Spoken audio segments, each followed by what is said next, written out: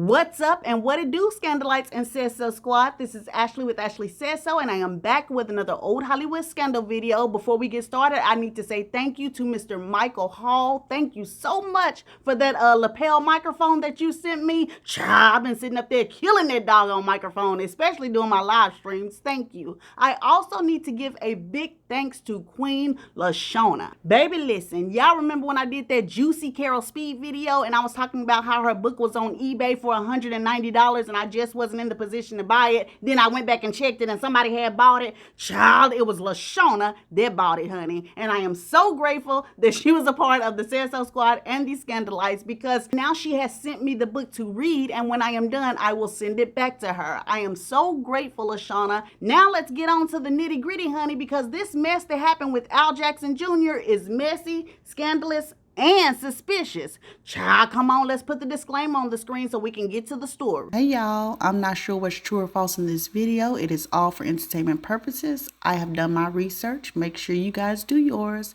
Stay positive and stay grounded. Let's get to the video. Albert J. Jackson Jr. was born on November the 27th, 1934 or 1935 in Memphis, Tennessee. Now, I'm guessing his mother must have passed away early on because I could not find her name anywhere, but his father's name, of course, was Albert J. Jackson Sr. Now, since Albert's biography is really skimpy in his early life, I couldn't see if he had any siblings, but I can tell you that he had a good relationship with at least one family member, and that was his father. Rumor has it that Al Jackson Sr. was actually a leader of a big band, and he passed his talent for music down to his son, Al Jr. And actually, the talent passed down to Al Jr. came in a different form. It wasn't the piano and it wasn't any kind of horn. It actually came through the drum. Now, by the time Al Jr. gets to the age of 14 or 15 years old, he starts playing with several bands, and one of those bands is called the Booker T. Jones Band, led by Booker T. Jones. And it is while Al is playing drums with this band that Booker T. Jones puts Al in contact with the people at Stax Records. But Al Jackson Jr. didn't get with Stax Records right off the bat because they didn't want to offer him no money. The money they were trying to offer him, he could have made way more than that just touring by himself with other bands as well as being a session player. So actually, at first, Al Jackson Jr. told the people at Stax, hey, this ain't gonna work. And Stax said the same thing. It was only after they had basically dismissed Al Jackson Jr. that other musicians started to stop by and was like, man, you know, I heard Al Jackson Jr. was in here. Like, how y'all let him get away? That is the best drummer ever. Oh, baby, you know, Stax Records got on that phone right quick and fast, trying to get Al Jackson Jr. back into the office. And when he did come back into the office, because all of those people had kind of hyped up his name, like Al this time could name his price. In fact, gossip claims that Al Jackson Jr. became the first salaried musician ever to sign with Stax Records. And he was worth every single penny and more. He played those drums like a machine, and he played on some of the biggest hits that we've ever heard. He played on Woman to Woman, In the Midnight Hour, I think Ain't No Sunshine When She's Gone, and a lot of Al Green songs. And even out of all of those hits, those are just some of the songs that Al Jackson Jr. played on. So he was the best drummer by far that Stax could have ever hired. But on top of that, his personality was said to be infectious.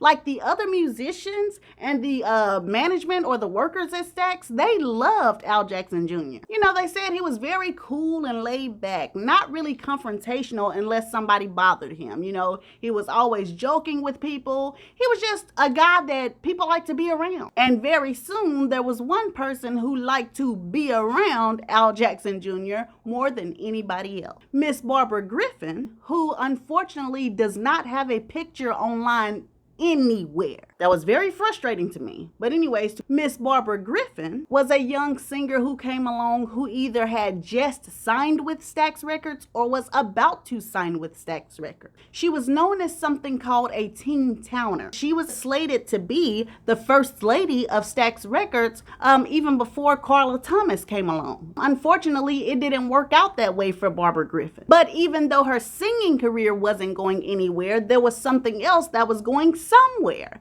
and that was her relationship with Al Jackson Jr. Rumor has it that Al was extremely in love with Barbara, and I'm not sure how long they dated, but I know on January the 27th, 1968, the young couple ended up getting married. Now, it should have been a very happy union, and most people thought it was going to be. But allegedly, not too long after they got married, one of them ended up stepping out of the marriage, and gossip claims most likely it was possibly Al. Well, when this happened, they probably should have dissolved the marriage and relationship right here, but they didn't want to give each other up. You know, they loved each other, so they decided to work on it. But gossip claims resentment had settled in Barbara's heart. So now whenever Al went to play at a gig or went to practice, Barbara was said to act out because see, now she was very suspicious. And so now when Al would come home from wherever he was, he would have to deal with this attitude. You know, what girl you went to see? And then Al would respond in anger and say something smart. And before you know it, you know, they're arguing tough. And Barbara and Al were the type to curse each other out and say terrible things to each other. And then later on that night, end up laying in the bed butt naked,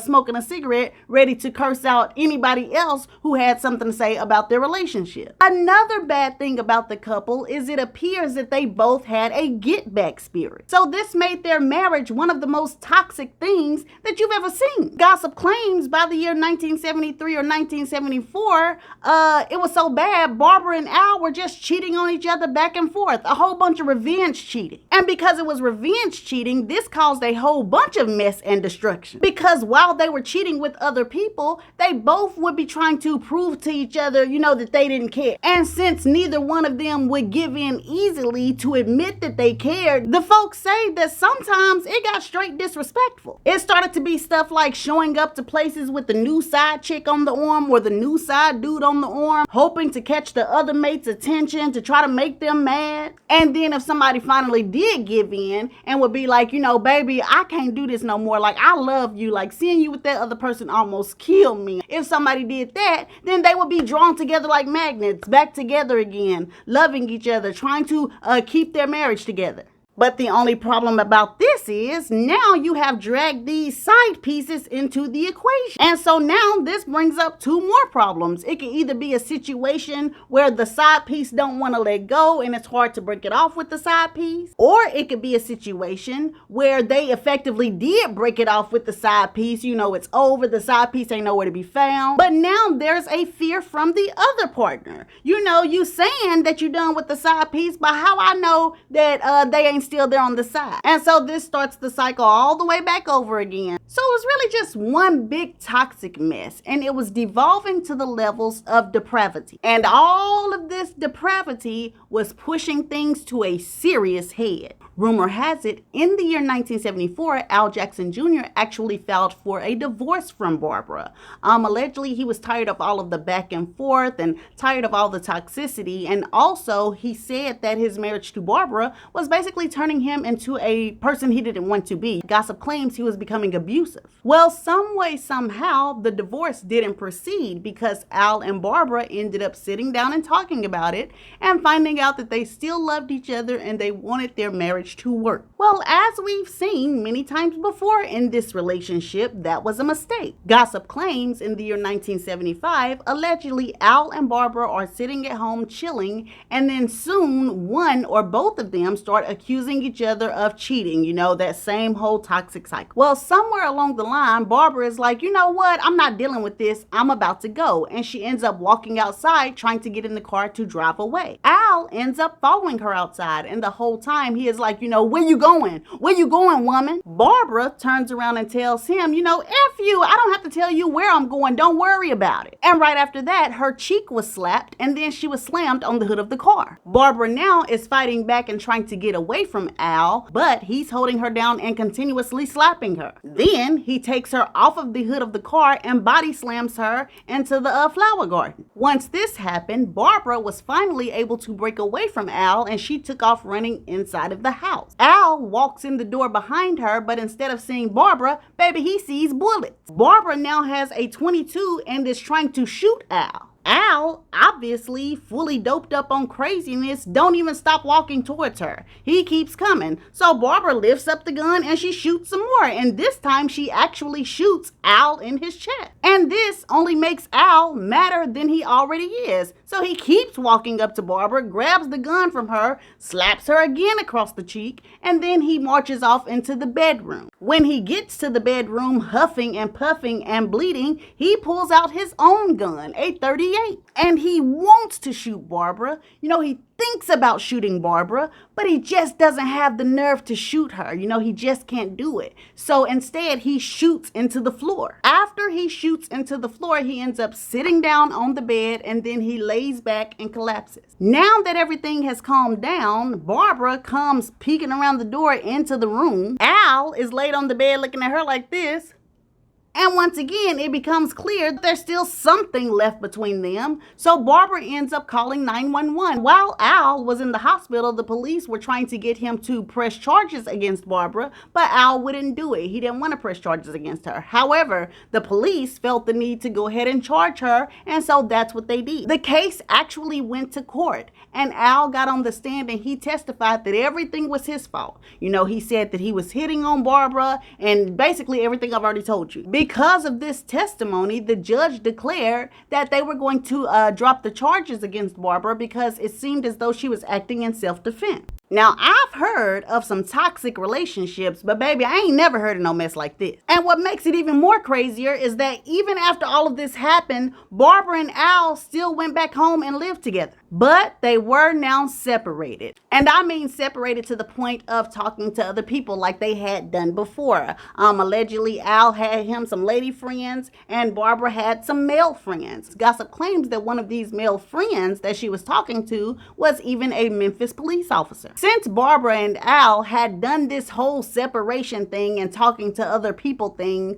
plenty of times before, a lot of people who knew them thought this was just another one of their crazy episodes. But then Al shocked everybody by proclaiming that he was ready to get a divorce. He said he was about to file. He was really done with it this time. And just to prove how for real and how done with it he was, gossip claims he did something that he had never done before in all of their separations and all of that good stuff. Al was actually about to move out. He wanted to move to Atlanta, but he couldn't find an apartment there. But rumor has it by September of 1975, Al had found an apartment in Memphis, and he was supposed to move into that apartment the first week of October of 1975.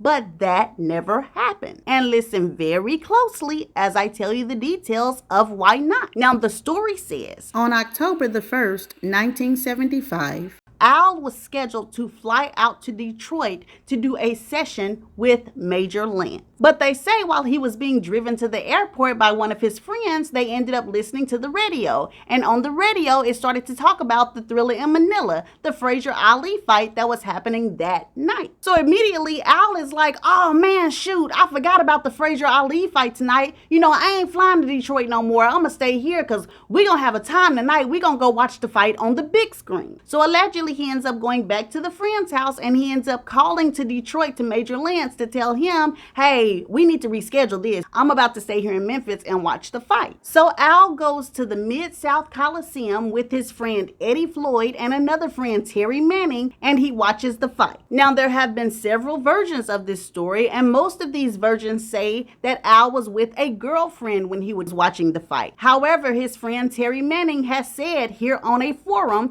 that Al didn't have a girlfriend with him that night. It was just Al, Eddie, and Terry. So anyway, after the fight is over, it's probably around 11 o'clock or something that night, Al jumps in the car with Eddie Floyd, and Eddie Floyd goes to drop him off. Well, that's the last thing any of Al's friends sees or hears from him. In fact, that next morning around 7 or 8 a.m., those friends are getting a phone call telling them that Al Jackson Jr. walked in on a robbery at his home and now he was dead, having been shot 6 times in the back. Now, as this news spreads around to Al's friends and family, they're all very shocked and they want to know exactly what went down. And the only person they want to talk to is Barbara. Now, according to the story that Barbara told police, she was also gone from the home that night, but when she ended up coming home, she walked in on a man robbing her house. She says the robber asked her, hey, where the money at? And then he told her to turn around and he tied her hands behind her back. Then he made her sit down on a chair while he continued to search the house for money. Now she says a little bit after she got home, she started to hear a key in the door and Al Jackson Jr. walks into the house. She said as soon as Al walks in, the robber walks up to him with his gun and he tells Al, you got any money? Where the money at? Al tells the robber, hey man, take any money you want and just leave. Please don't hurt us. After this, for some reason, the robber tells Al, hey, lay down on your stomach, lay down on your stomach. And as soon as Al lays down on his stomach, the robber shoots him in the back 6 times. Once the robber shoots Al, he just runs out of the house and disappears. And then maybe 15 to 20 minutes later, Barbara is able to knock herself over in the chair. She knocks the whole chair over, and then she's able to get out of the front door, and she walks to the sidewalk and she starts screaming, help, help, my husband's been shot, somebody help me, we were robbed. As she is screaming, an off-duty police officer just so happens to be riding by at that very moment.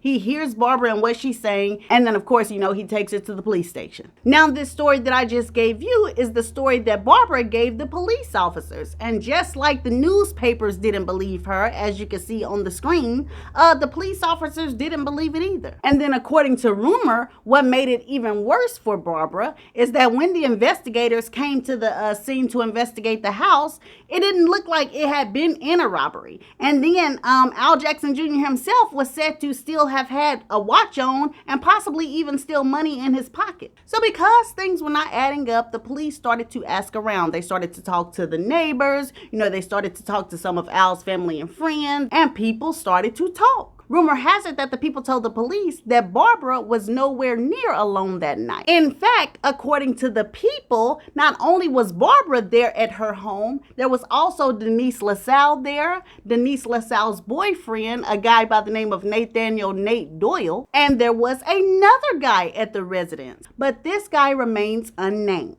Now, along with these people naming who was at the house with Barbara that night, they also had their theories about what happened. And their first theory said that Barbara thought Al was flying to Detroit, so she invited over Denise LaSalle, Denise's boyfriend, and this guy for her to talk to. And while all of this talking to was going on, Al showed up to the house, surprising everybody. Now, according to this rumor, when Al walked in, he found Barbara in a compromising position with the unnamed guy. And so he immediately starts acting a fool. He is cursing, he is trying to fight everybody. And per the story, while he was doing all of this, Nathaniel Doyle, Denise's boyfriend, pulled out a gun and shot him in the back 6 times. Now that's the first theory that the people on the streets gave. The second theory says that Barbara, Denise, Nathaniel Doyle, and the unnamed guy knew exactly why they were there that night and knew exactly when Al was going to come home. Because according to this theory, Barbara was actually the mastermind behind the murder. Now allegedly, Barbara wanted Al dead because not only was she jealous that he was actually about to leave her and the marriage was going to be done, she also was upset about losing access to his assets. So since Denise LaSalle was Barbara's best friend, she informed Denise of the plot, asking for the assistance of Denise,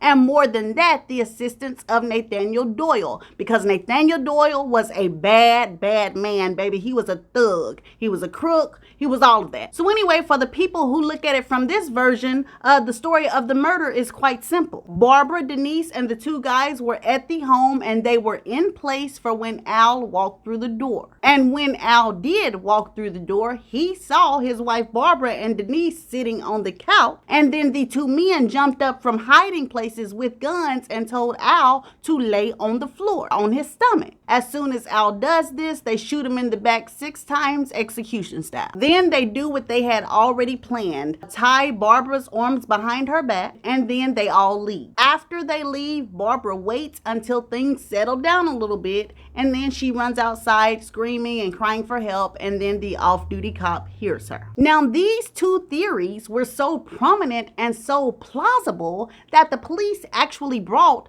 Barbara and Denise LaSalle in for questioning. They also tried to bring in Nathaniel Doyle, but he had taken off and left the state. If you're wondering about the fourth person, that unnamed guy, bringing him in is allegedly what caused the whole case to tumble. Remember when I mentioned a little while ago that Barbara was alleged to be dating a police officer from the Memphis Police Department? Not only that, baby, this is also allegedly the same off-duty officer who cruised by and heard Barbara screaming out on the sidewalk. And woo child, talk about a hot mess, but baby, it only gets messier from here. Allegedly, when the police department found out that one of their own was tied up into this, not only did they stop doing real investigation work, they also sought to tie up loose ends. Because remember Nathaniel Doyle, Denise LaSalle's boyfriend, who I said escaped to another state? Well, gossip claims that very next year in 1976, he ended up dying in a police shootout. Now, although his death ties in with the murder conspiracy very well, I do need to add that it's also possible that Nathaniel Doyle got killed by his own merit.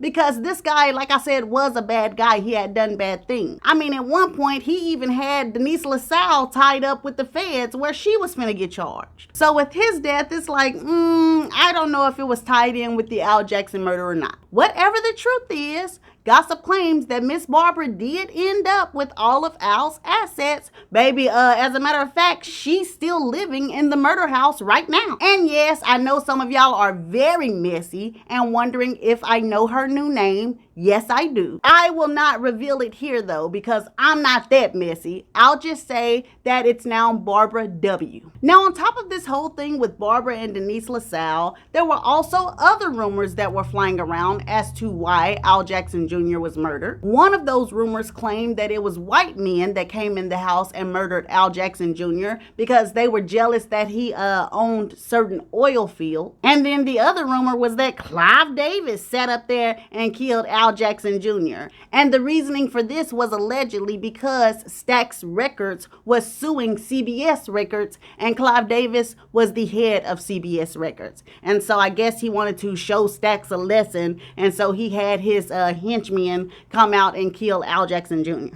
Hey guys, I need to cut in right at the very end and say I think I may have found a picture of Barbara Jackson.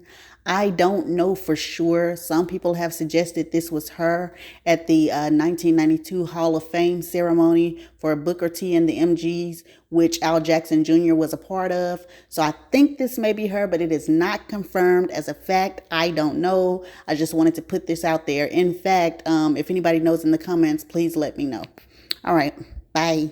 So in the end, regardless of all of the rumors, speculations, theories, and all of that, Al Jackson Jr.'s death was very, very tragic, and gossip claims he was only around 38 or 39 when he passed away. But in that small amount of time, he was able to prove to the world what a great drummer he was by drumming on some of the greatest songs known to man. So anyway, this is the end of the old Hollywood scandalous tale of Mr. Al Jackson Jr. If you like the story, go ahead and like the story physically. Also, if you're new here, please subscribe. If you've been sitting on the fence, please subscribe.